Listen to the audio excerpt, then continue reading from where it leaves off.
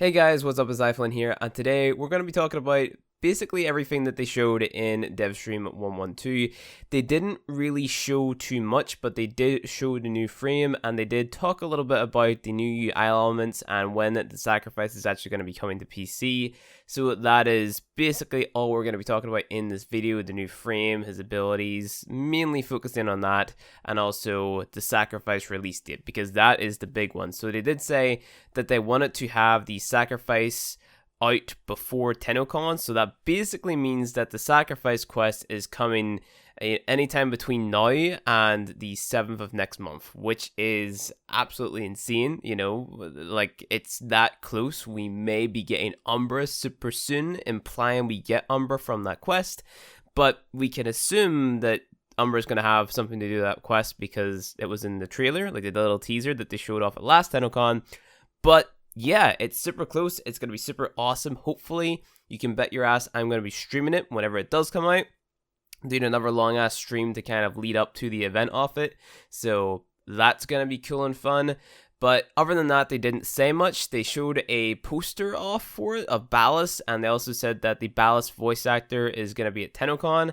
But other than that, like, they didn't really say too much about it. They are very lip sealed about the entire sacrifice quest, which is understandable, right? Because it's the next big thing in Warframe. Like, they gave us a little bit to do with the War of N, and then whenever we played the War of N, it was kind of like, oh, well, we seen most of this stuff in the trailer, and it was kind of like, oh, well, that wasn't that exciting of a quest based off how long we waited for it. And we kind of are getting the same amount of wait this time. Like, we haven't had a lot of content in Warframe this year. We've had Elite Sanctuary Onslaught, so we haven't had that much. And Korra was definitely like an underwhelming frame. So a lot of people are, eagerly awaiting better content to be released. And with this dev stream, like, you can see that the quality of, let's say, the frame design and how excited the dev team are about the sacrifice quest, it's definitely a lot different compared to them talking about like Elite Sanctuary Onslaught and stuff like that. Because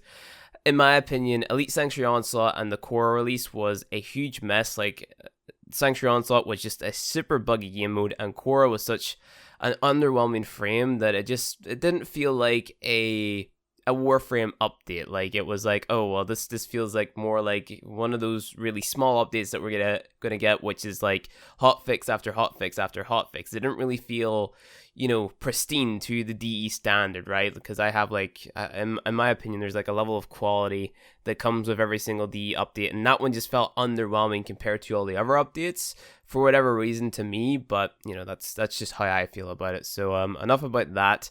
Let's move on and talk about the more important stuff. So they did show off a few UI elements, and I think that they were trying to hold back showing off a lot to do with the UI, simply because I feel like there's probably a lot of spoiler stuff maybe in the UI, like hidden in certain areas, maybe based off like if you have completed the sacrifice quest, or maybe like different like backgrounds and stuff like that you can have for it. But they didn't want to show us too much to do with the UI. They did focus a lot on console players or players who use controllers, like how the functionality for the little ball that you move now, like the mouse tracking kind of thing, like how that's been improved upon. And it does look cool. It looks very snappy. So anyone who uses controllers hopefully will be happy about that. I'm not a controller user myself, but it is something that I've been considering, because like sometimes it would be nice to kind of just lean back in my chair and be able to stream the game instead of like leaning forward all the time and going super try hard using keyboard and mouse. Like, sometimes I just like to like lean back and play the video game, right? Enjoy myself. But that is nothing too special. It's a big change in how console players or people who use controllers will definitely change up how you navigate the UI, especially with the UI changes, because it looks entirely different. And you can even see it in like the small sort of like increments that they showed off it. Like, if you're looking in the arsenal, you can see that the text for your platinum balance, your credit balance and stuff like that, that's all changed to gold, which will hopefully go with the same color that you change the UI to, right? Because keep in mind, this UI is going to be completely customizable, so it's really down to you how you want your UI to look. So Other than that, they didn't show much. They just showed the functionality, and that was about it. But the big thing that they showed was the new frame. And we're going to talk about him after we talk about the exalted weapons change.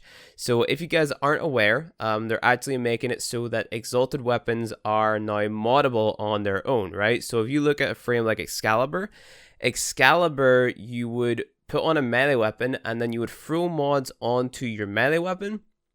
And then the mods that you've thrown on your melee weapon would affect the stats of your Exalted Blade, right? Because Exalted Blade works as a weapon of its own. It has its own stats and stuff like that. And it would just take from the stats of your melee mods, not the actual melee weapon that you have equipped itself. So a lot of players get confused whenever it comes to that. They're like, Flynn, what is the best melee weapon to use whenever I'm using Exalted Blade Excalibur or Hysteria Valkyrie or whatever, you know? And that's just not a conversation, because the weapon that you use doesn't matter at all. Maybe it does sometimes for Exalted Blade, like if you're using the Mire, you can get more toxin damage, but that's besides the point. Most general cases, and for most players, it doesn't really matter too much. You would just choose any melee weapon and throw in the appropriate build. So if you're running Chromatic Blade Excal, it would be your Condition Overload build, right? It would be Pressure Point, Berserker, you know, whatever. Maybe Crit, Organ Shatter, whatever. I don't know the build up by heart right now, and I don't want to really talk about it too much. But that's kind of the point, right?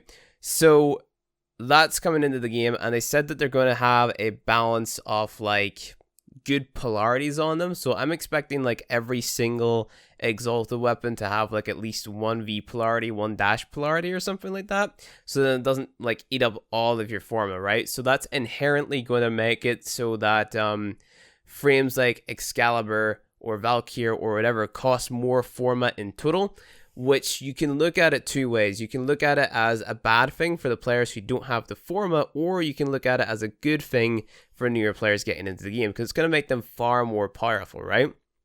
With the Exalted Blade or your Hysteria Valkyrie, you're going to have an Auric and Catalyst already installed onto these exalted weapons, right? So it makes it a lot better for newer players coming into the game, because they'll be able to make better builds for their Exalted Blade. They'll be able to make better builds for their Hysteria Valkyrie or whatever, and then that can get them through that that content that they might be getting stuck at, right? Like, imagine if you were playing through the game from the get-go and you had a melee weapon that had an Auric and Catalyst on it. Think how easy the Raptor boss would be, right? Because you'd be able to throw on your elemental mods, your pressure point, and you would have everything on that you would want on to kind of bump up your damage, right? Previously, players don't have that because they need to spend an Auric and Catalyst on a weapon that they know that they're going to keep going into late game. And whenever you're leveling stuff very early game, when you don't have so many slots, that's a big issue. So in my opinion, this change is a good change for newer players, and it's also going to make it so that it makes a lot of sense, and people aren't going to be asking, hey Flynn, what is the best weapon to be using with Excalibur, or best weapon to be using with Valkyrie, or whatever frame has like an exalted weapon or something. One thing to note, it's not going to affect pseudo-exalted abilities like Gar's 1 or Atlas's 1. Those are still going to be affected by your melee weapon mods, okay? So exalted weapons and pseudo-exalted are two completely different things. Pseudo-exalted is an ability that takes from your weapon mods and also takes from stats from Rivens and stuff like that. So that's a completely different ballpark, which they may or may not take a look at later down the line. Speaking of all of our melee weapons and stuff like that, they did talk a tiny bit about the melee changes. They didn't tell us when it's going to happen, which is what bugs me the most, because like, I kind of need to know when these melee changes are going to happen so I can continue making beginner guides and stuff like that, or at least start making beginner guides this year. In an ideal world for me, I hope it gets released with Sacrifice, but I'm pretty sure it might be very early on into development. So I don't know. I don't know when the melee changes are going to come, but hopefully it will be this year, and hopefully it will be sooner rather than later, because I'm really excited for those melee changes to come in, just so we can kind of see what direction the game is going to take. And they also said that they're going to be bringing in new weapons with those melee passes as well, so that should be up on screen now. Just a few little like meshes they had left over. There was like an infested one, there was like a Tenno-like one, so some pretty cool melee weapons in there. Nothing too insane. I think they're just going to be like sort of like added on weapons or added in weapons, nothing too ridiculous, but they look cool, and that's kind of what matters with Warframe. Like, not everything has to be super overpowered or super great, right? So yeah, so now that all of that is out of the way, there's pretty much nothing else to talk about apart from the frame. So the new frame is called Vlad. The first little picture they showed actually said it was called Revenant, which in my opinion is a far better frame name. But he is like a vampirism frame who is based heavily off like Eidolons. Like his design is based off Eidolons, right? So his first helmet is like a beard, but his second helmet is like a hair sticking up from him, and you can kind of just see like he has these really cool glowy effects, right? So he looks awesome, and he also has the two-handed katana, which also looks pretty dope. So like I think I mentioned, can't really remember, short-term memory loss, but he is a Warframe based around like vampirism, right? So his abilities are based around like stealing health from enemies and then restoring your health. And I have like a little kind of summary. So whenever you look at all of his abilities, they actually showed like a kind of short clip of all the placeholder names. So his first ability is called Mark, and that's important to keep in mind because all of his abilities or his entire kit is kind of built around this first ability, Mark. So you're going to be marking this one enemy, and whenever you mark this one enemy, it kind of like mind controls him, right? He becomes afflicted, and there's different stages to the affliction of the enemies that you mark, right? So you're going to use your other abilities to progress this affliction and make the enemies, be more affected by the affliction, right? So the second ability is called, I think, Sentient Pact. No, it's called Sentient. And anyone who damages you is going to be stunned. So anyone who comes up to Vlad or Revenant or whatever and damages them, they're going to be stunned. And then if they are stunned, you're going to be able to cast a mark on this enemy for free and make him become afflicted, right? So I wrote down, marking a stunned enemy makes it free. Making an enemy turns him into a mindless enemy. Or marking an enemy turns him into a mindless enemy. Okay, pretty cool. Using your third ability, you'll make them follow you and make them fully afflicted. So if you use your third ability, which is kind of like this shadow thing that passes over the enemies, is going to progress the affliction, and it's going to like turn them into allies that kind of follow you, right? They're not going to go and attack enemies, I don't think, but they're going to follow you around, and then whenever you kill these enemies, they're going to explode. So it's kind of like you are setting up enemies to follow you around so you can kill them and start like a chain reaction of explosions, right? And we haven't even talked about his fourth ability yet. His fourth ability is a mass sleep. So it's a big crowd control ability, and enemies within a radius around you are just going to be put to sleep. So the idea behind it is you use your 1 and your 2 to mark a bunch of enemies, and then you progress the affliction by using your 3, and then you get all these enemies following you. Use your 4 to stun them, hold them in one spot, and then you shoot them and start this sort of like chain reaction of explosions, which are meant to damage enemies as they walk over them, right?